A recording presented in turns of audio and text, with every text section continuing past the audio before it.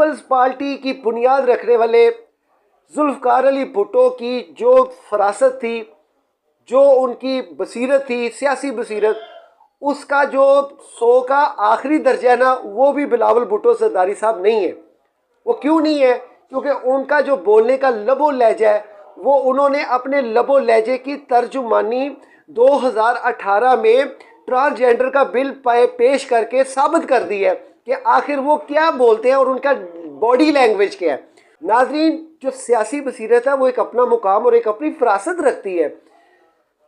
हाफिज साद हुसैन रिजवी इस वक्त जिस मिशन पे चला है, वो मिशन इस वक्त हर मुसलमान और मोमिन की एक बुनियादी जो है ना वो जड़ है। बेसिकली ये क्यों नहीं दूसरी सियासी पार्टियों को भारे, चूंकि ये निकले थे सलमान तस्वीर के खिलाफ। तो